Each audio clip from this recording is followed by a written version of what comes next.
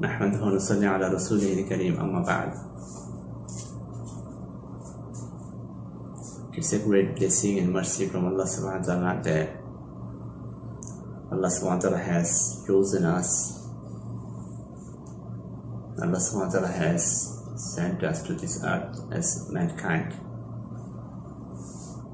And Allah says in the Quran, أَفَحَسِبْتُمْ أَنَّمَا خَلَقْنَاكُمْ عَبَثًا. Do you think that I have created you with no reason? وَإِنَّكُمْ إِلَيْنَا لَا تُرْجَعُونَ. And will you not return to me? So this is a very important warning from Allah subhanahu wa ta'ala that this earthly life, we are not free to do anything we want, anything, any desires that comes in our heart. We are not free to fulfill all the desires. There is a prescribed way, defined way by Allah subhanahu wa ta'ala to lead our life in this earth. In every steps of our life, there is a definite way defined by Allah subhanahu wa ta'ala through the Quran and through the life of Rasulullah, the Holy Messenger Muhammad sallallahu alaihi wasallam. So how we are going to lead our life, the way of life, the lifestyle, the life code of life, this is called Islam. This is called religion. Religion is not just to pray, not just to worship Allah. In Islam, worshipping Allah does not only means to pray. It's actually fulfill all the commandments of Allah subhanahu wa ta'ala in every steps of our life as shown by the Holy Messenger Muhammad sallallahu alaihi wasallam. That is Islam. So today I'm going to show you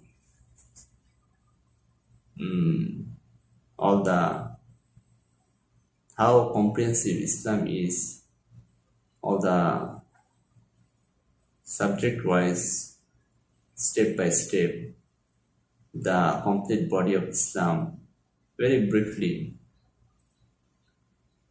But each point has some elaborations. Maybe if you study, actually sometimes people, the world has become such that we work whole day long to earn money, to build our property, our career. We can work whole day long and the whole day, whole night we can work. We are ready to work, but to learn religion, to learn our ultimate destiny, why Allah subhanahu wa ta'ala has sent us, why this earth, what is the reality, what is the background, what is the upcoming events, about the afterlife, all these situations. Because the afterlife, the most important truth is, as Allah says in the Quran, أَيْنَمَا تَكُونُوا يُدْرِكُمُ الْمَوْتِ. Wherever you go, the death will come to you. Wherever we go, we cannot hide, we cannot run away from death. So the question comes, what is after death? It's not that death is our termination. There's nothing after death. It's not like that. Because Allah created human being and has granted human being as an inevitable life, in a life that will have no end. A certain and infinite life is coming in front of us, and how that life will be, that will be depend on our life in this earth. So I'm uploading some of my lectures in the name of healing of souls.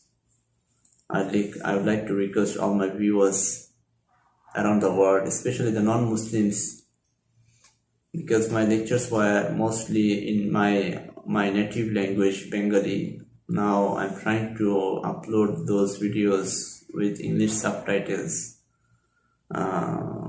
This will take some time. You'll have to give some time. You'll have to spend some time to understand the reality. It's not possible that in a short period of 5 or 10 minutes we'll learn the life of an infinite life. We cannot learn it. We cannot go in depth of that thing in 5 or 10 minutes. We'll have to give some time. So today I show the structure of Islam as a whole, so that you can understand how comprehensive Islam is. Islam gives the solution. Islam gives you solution. Anything we want to do, anything we have in our life, there's a solution in Islam. So today I show you, inshallah. May Allah give you understanding and realization, inshallah. The religion Islam, it starts with faith.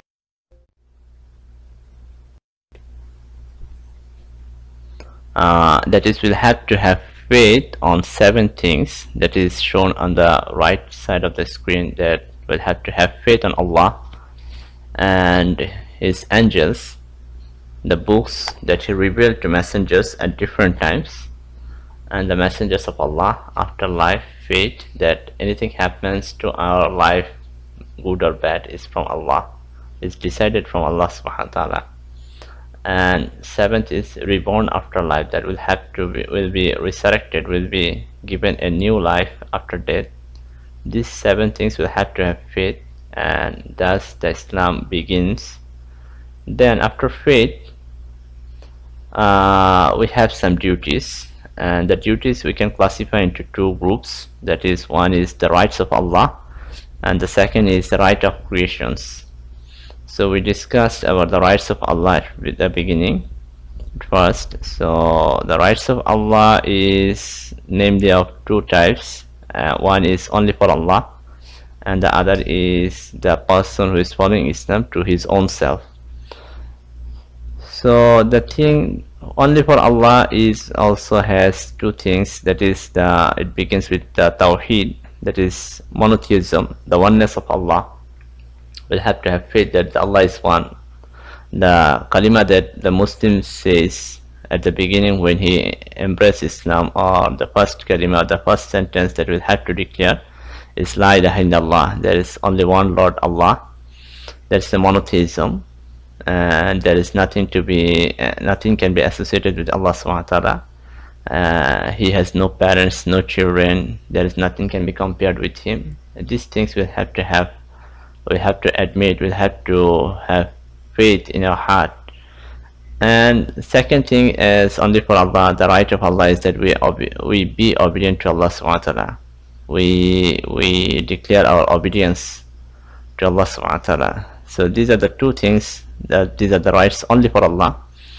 And for ourselves also, we say this is on ourselves, our own beings, but Allah says in the Quran, Inna Allah yashtara, that Allah has bought amwalakum wa anfusakum bi anna lahumul jannah, that your lives and your wealth are all bought by Allah subhanahu wa ta'ala in return of Jannah, in return of paradise. That Allah subhanahu wa ta'ala owns ourselves, Allah subhanahu wa ta'ala owns me, so I cannot use myself or my beings by my will. I'll have to drive myself according to the will of Allah, and this is the rights of Allah. This belongs to the right of Allah. So about our own, which it has 2 things. That is, one is wealth, our property, all the things that we possess, and the second is our life. So about our life, it also has 2 things. Our life is, one part is our body, the second part is our soul, our heart, our mind, that whatever we say, these 2 things are our life, belongs to our life, that will have to have some regulations, prescription from Allah subhanahu wa ta'ala, how we are going to use our body, how we are going to use our soul, mind, and everything. So for the body, it needs 3 things actually. The first of all, it it feels thirst and hunger, so we'll have to provide it water and food. The second is it needs some rest, so we'll have to provide it clothes and houses, a shelter, shade. And the third thing is it requires breeding, regeneration. So we need a spouse, husband or wife, to provide to the. These three things are required for the body. Then second is for the soul. Each has three different things, and that is it has three attributes, three types of attributes. One is the attribute of a beast, attributes of devil, and attributes of angel. For attributes of beast, it has the two things like enviousness, envy, and ferocity.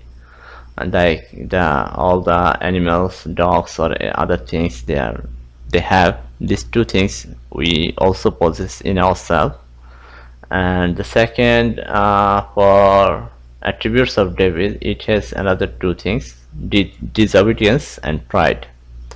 When the Quran says about the devil, the first thing that when Allah commanded the devil to prostrate in front of Adam, then he denied. He became disobedient due to his pride, as Allah says in the Quran, "Aba wastakbara wa kana min al-kafirin." He became a disbeliever due to his disobedience and his pride. So these are the two qualities of the devil. And for the angel, there are two things. It is obedience. Angels are obedient to Allah subhanahu wa ta'ala, and gratefulness. That is what is called in Arabic shukur. So these are the two things of the angels' attributes. But one thing we need to understand: this body part, these three actually for our life. Now we can conclude that it has one quality of the body requires some things: thirst and hunger, rest and breeding. So we'll have to fulfill some things: water, food, clothes and houses and spouse. And it's for the soul, it has three things: beast, attributes of beast, attributes of devil, and attributes of the angels. So these attributes, the attributes of beast and devil, it actually depends on how much we provide these food and water, clothes and house and spouses. These are our requirements, these are our needs for life. As long as these are fulfilled as our requirements, when we make misuse of these things, then these two qualities, the qualities of the beast, characteristics of the beast and characteristics of the devils, these becomes strong, and the characteristics of the angels, they become weak. So these two things actually interrelated. For gratefulness of Allah, to bring the gratefulness, we'll have to provide some, like for the body, we'll have to provide some food and water to bring the gratefulness in our heart.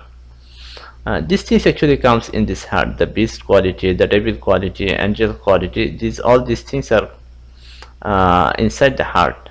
But to bring these things inside the heart, we'll have to provide something. For the gratefulness, we'll have to provide just the remembrance of Allah. That is the zikr of Allah. Allah says in the Quran, "Wala zikrullahi akbar." The zikr, the remembrance of Allah, is the greatest. That's the main thing, the key thing to be provided for the gratefulness. And all the prayers, all the rituals that we do, like salah, praising of Allah, reciting the Quran, and all forms of the Hajj, the pilgrims, or any other ways of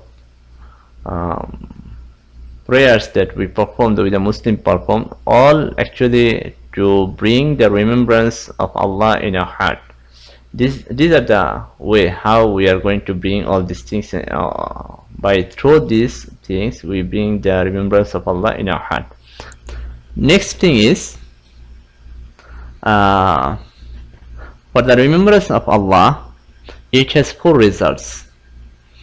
These four results, this is very important. The four results of remembrance of Allah is, the first one is taqwa, the fear of Allah; tawakkul, trust and reliance on Allah; third is patience, steadfastness on Islam; fourth is gratefulness, that is, I translated it like gratefulness, I translated it continue with no hope of any return, that is pure gratefulness only for the sake of Allah. We want nothing return from anyone. Whatever Allah decides for me, I'm happy with it. So this four actually has very long discussions, needs each of it requires different lectures. So these are the four things that we can just remind and make some study to understand more about. So we're going to discuss the Salah is the most important thing. This is I'm going to discuss a little elaborately.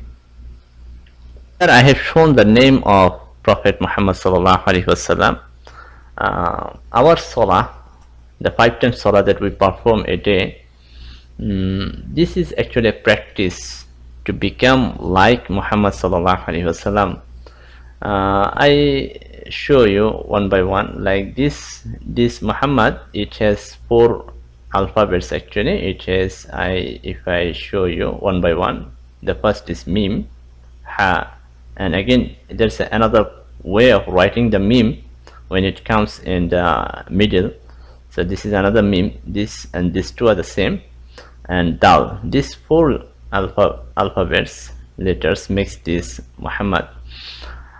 So each letter or alphabet, it has different meanings, and if you can notice very carefully, this first meme actually is the shape of our salah when we stand, what is called qiyam. When we stand, this is, if you consider, this is the head of a man, and this is how we stand at the salah. And this is the part of ruku.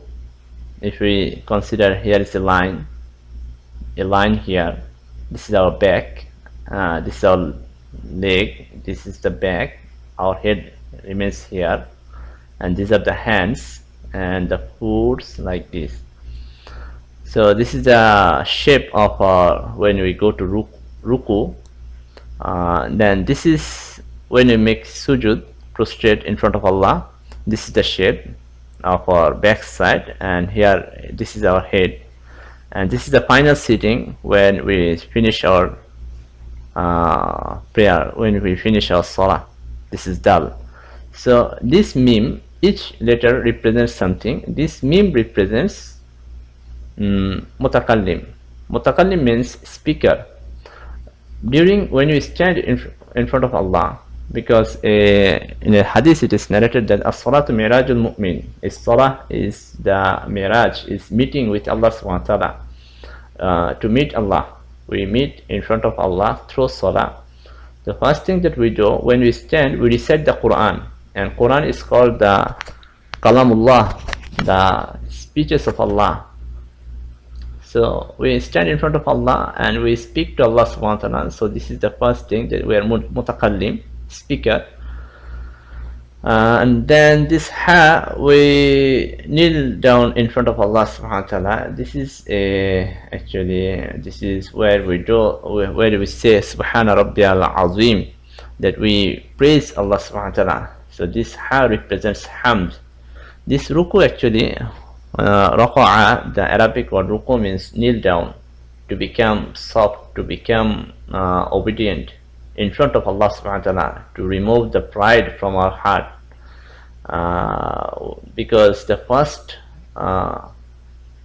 bad quality that the shaitan, the devil had, was he was pride. He was he showed in front of Allah subhanahu wa ta'ala that he is something, he is better than Adam.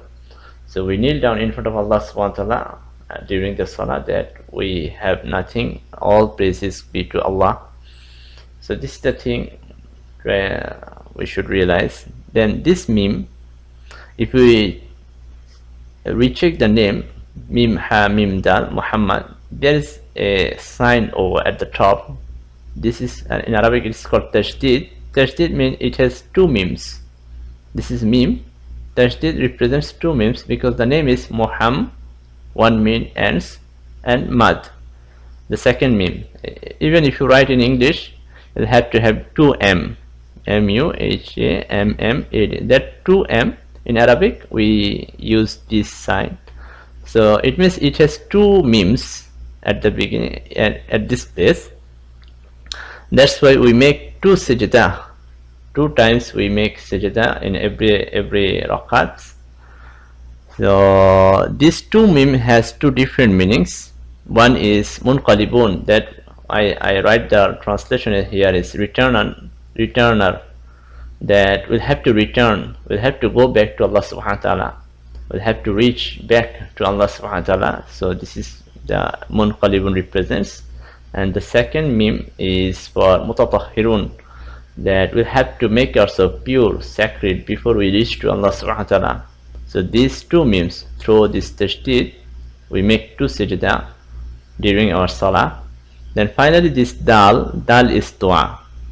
Dua is, if you notice that first we recite the tashahhud, that is the conversation between Allah and Muhammad sallallahu alaihi wasallam when he went to visit Allah up above the heavens. And after the reciting the tashahhud, we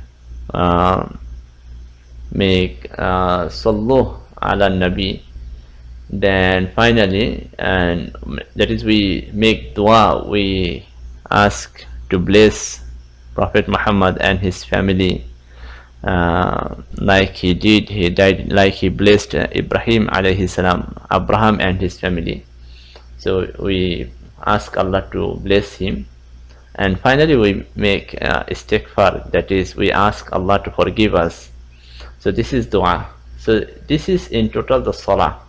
Mim ha mim dal. Mim is mutakallim, we speak with Allah, we kneel down in front of Allah and praise Allah subhanahu wa ta'ala, because if all the praise be to Allah subhanahu wa ta'ala, there is nothing we can do without the help of Allah subhanahu wa ta'ala.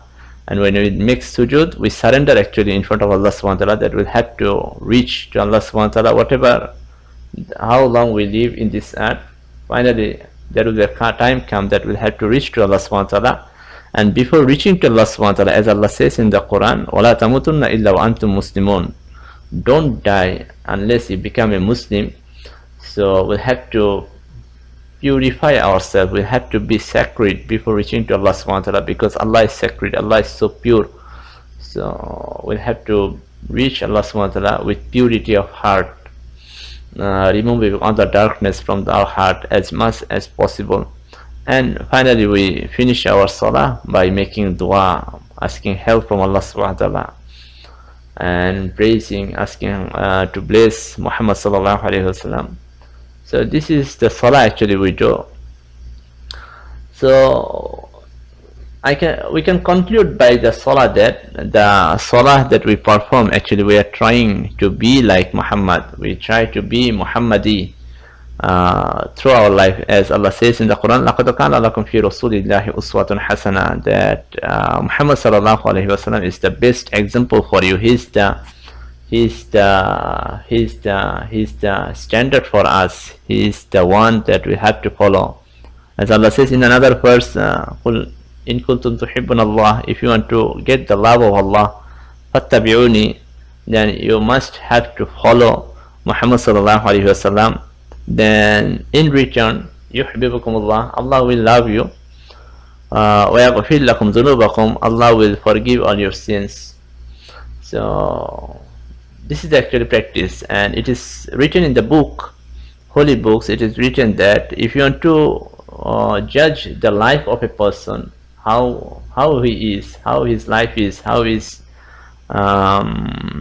all through how he is, check his salah. If his salah is good, if his salah is perfect, if how perfect he can make the salah, his life will be so. Here it is shown again that the body and soul, these two are interrelated. because it's example like a cup. Our body is like a cup, like it's a container where the soul Allah put in it. And if we make the control the activities, if we control the requirements of the body, live the comfort of the body as much as we can, then these two qualities, the beast and the devil qualities, this will be weakened, and this will be strong. The qualities of the angel, the attributes of the angels will come into us. But if we becomes indulged in these things, then these two will become very strong and this will become weak. So may Allah give us the understanding. Then the next thing is obedience. Why this obedience come through these things? Because the angels, they have these two qualities. They are free from hunger. The obedience of the angels come due to these two qualities, because the first is they are free from hunger and they don't have this breeding or this type of thing they don't need. So if we control this, Allah will make it strong. These qualities will come in us strongly and this will become weak. So this is one thing. Next is our wealth.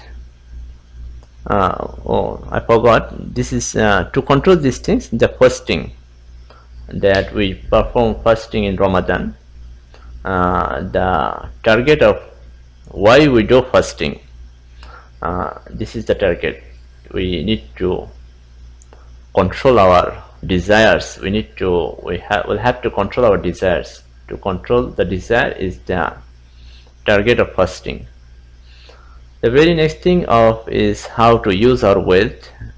That only three purposes we can use our wealth. It comes in a hadith, the holy saying of the Prophet Muhammad sallallahu alaihi wasallam, that you can use your wealth for yourself, so that we don't have to depend on others, and those who depend on us will have to spend on them, like our wife and children, or if we have old parents, those who are disabled or unable to earn, they become dependent on us. And for the third is for the sake of Allah. So these are the three sectors. These are the three sectors where we will use our wealth. Other than these three, we are not supposed to use any wealth. We are not supposed to spend our wealth or money. So for the sake of Allah, each has some fields where we are going to use this. For the sake of Allah, we will spend on our relatives and friends. We'll spend on our neighbors. We have some duties to our neighbors. We have to spend duty to religious organizations like masjid or madrasa, religious school, where religion can be practiced, or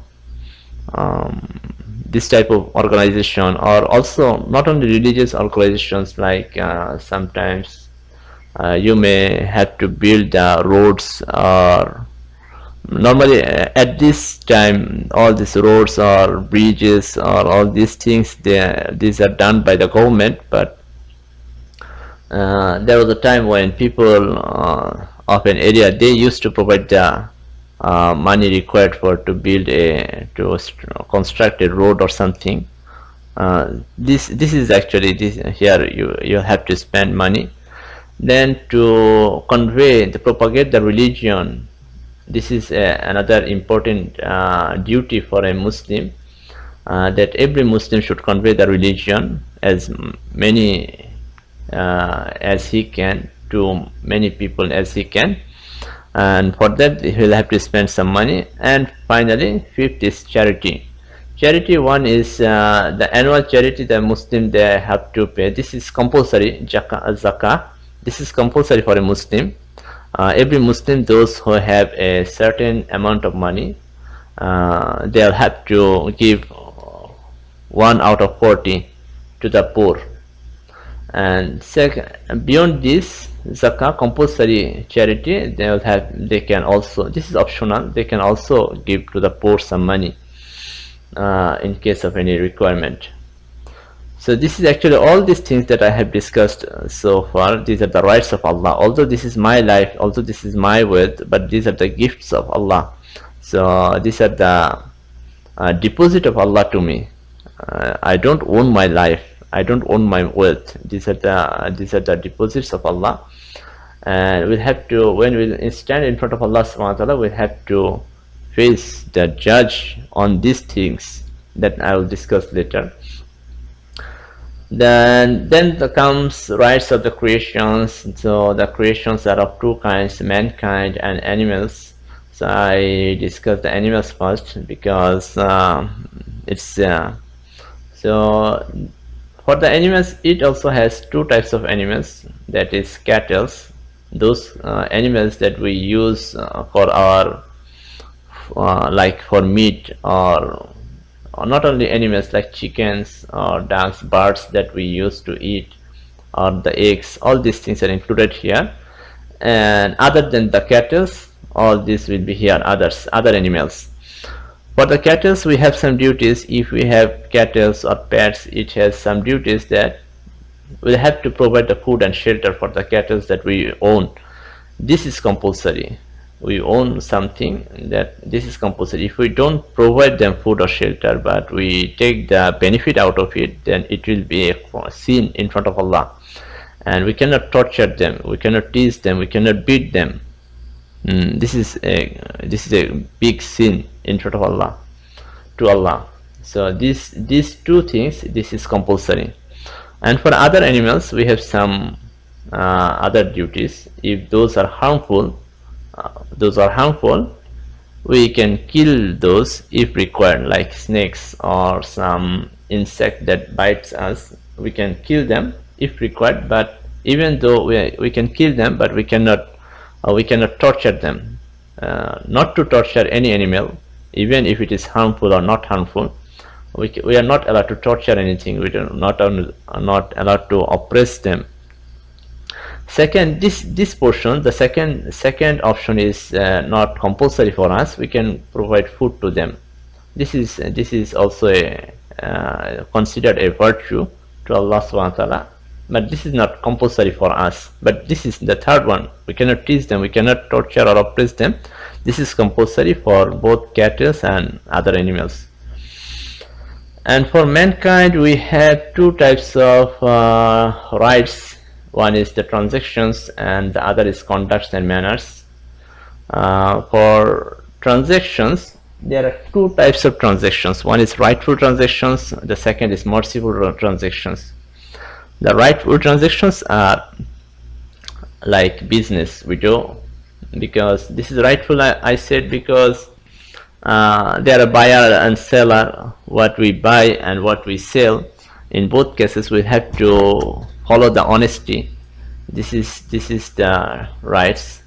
And also labor, if we employ some laborers, we'll have to provide their wages before drying up their sweats. This is rights. These two types of if we rent some house or anything that we rent, we'll have to clear our payments, everything. So these are the rightful transactions. And that there are two types of other transactions. Those are mercy. One is loan. Loan is from mercy. Loan is called mercy from the donor's side. If someone of us, Muslim or non-Muslim brothers, if they fall in some kind of danger or something, they need some money, then we can give them some money as help, as a loan. This is a mercy from the donor's side, but not with interest. Interest is haram in Islam. That is forbidden in Islam. The second is deposit. If someone trusts me and gives some of his property to me so that I can I can handle it for a definite period of time, this is a mercy from the acceptor's side. And when he will ask to return the deposit, I am bound to return it to the owner. So these are the transactions in short. Then For conduct and manners, it has three types of people that we meet in the society. Some people are superior to us, like our parents or our teachers or the leaders of the society or country, president or anything, all the superior people. To them we have some duties, and some people are inferior, like our children to us, or those who depend on us, or those who are students, or if I'm a government person, the whole population becomes inferior to me. So to them we have some duties, and some general people, to all people we have some duties. For the superior people, what duties we have? That we have to obedient to them, and we'll have to, in conduct we'll have to be modesty and etiquette. We'll have to follow these three things. And to the inferior, this duty is more important, because here we become, in most cases here we make the mistakes, here we do the sins. For the inferior, here so many things that we'll have to forgive their mistakes, and have to show them mercy to them, we'll have to love them, we cannot oppress them, we'll have to do justice with them, and amendation of course, and respond to their request. All these things we have to maintain to the inferior, and in these cases actually most of the times we fail to follow the command of Allah subhanahu wa ta'ala. And each of these case has very elaborated descriptions in the books of hadith, if you can manage to read. And then for general people, for all other than superior, inferior, like our friends or other people or neighbors, they are not superior to us, they are not inferior to us. For them we'll have to forgive them for their mistakes, for their wrong deeds. We'll have to show mercy to them, and we have to love them. This is one thing that the world lacks at this time, at the present time. And because Allah's Rasulullah, Prophet Muhammad sallallahu alaihi wasallam says, "Man ahabba lillahi," those who love others for the sake of Allah, wa abghada lillahi, and if they don't love, that's also for the sake of Allah, wa a'ta lillahi, and they give charity, they give help the people for the sake of Allah, and wa man'a lillahi, and sometimes they become strict, like superior people have to sometimes be strict to the inferior, they become strict also, and that's also for the sake of Allah. faqad istakmala al-iman. If someone can be like that, then his iman, then his faith is complete, and cannot oppress, we cannot oppress anyone. So this whole thing, actually the total Islam, if you see at this portion, from the faith to this portion actually the rights of Allah, and this portion is the rights of the creation. So based on this three things, we can say Islam has three parts. One is starts with faith on Allah and just books, the holy scriptures, messengers, afterlife, faith and reborn, and the rights of Allah and the rights of creation.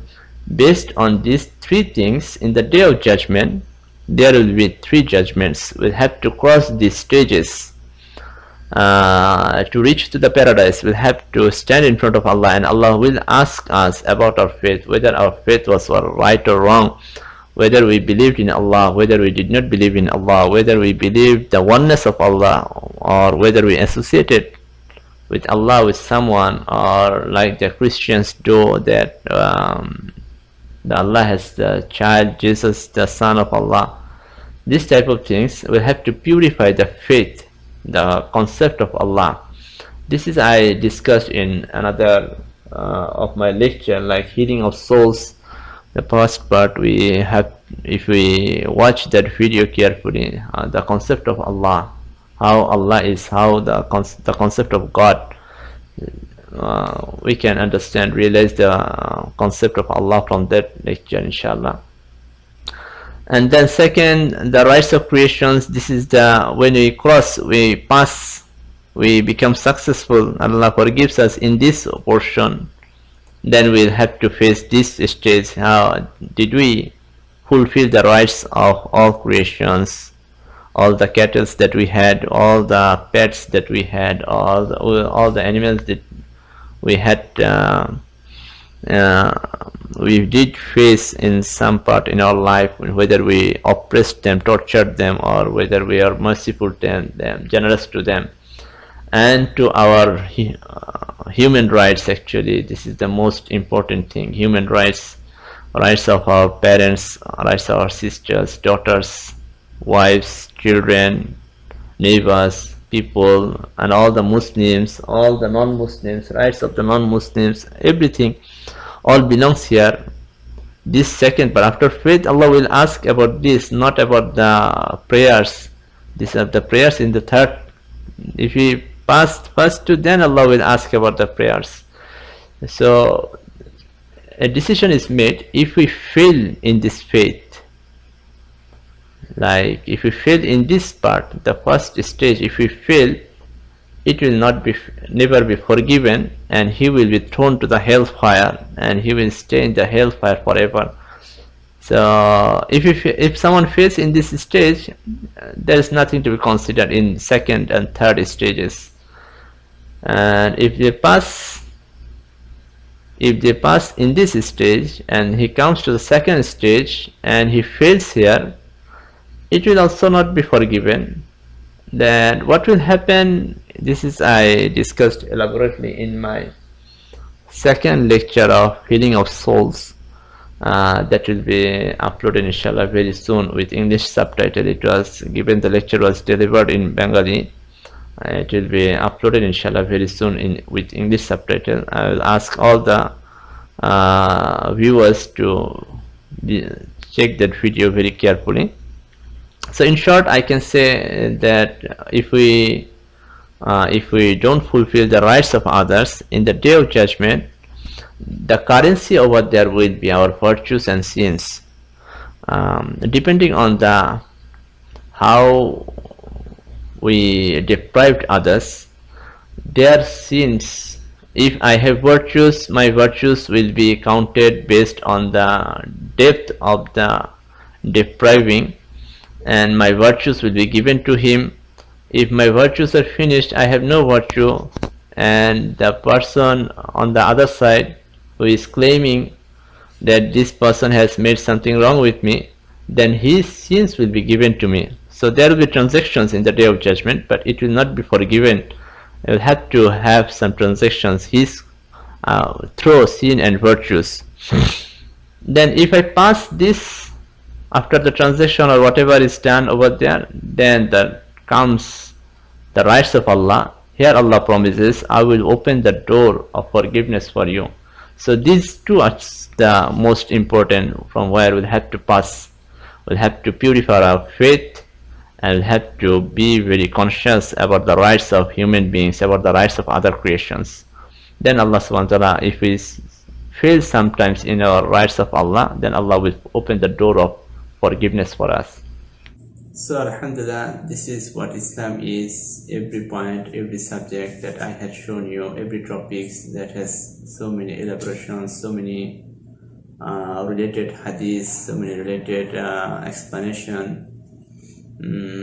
So may Allah give you understanding, and try to give some time, spend your time to understand the religion, understand Islam. Then when you learn about Islam, you will have no other way but to accept Islam, but to follow the Islam, but to kneel down in front of Allah subhanahu wa ta'ala. But there will be no other way but to follow the lifestyle of Rasulullah Muhammad sallallahu alaihi wasallam. So, and try to watch all other lectures that I have delivered about the present situation of the world, about the upcoming my task, what I'm going to do, and all the followers around the world. Keep in touch and keep an eye open so that we can realize the truth. May Allah give us understanding for all of us. Amin.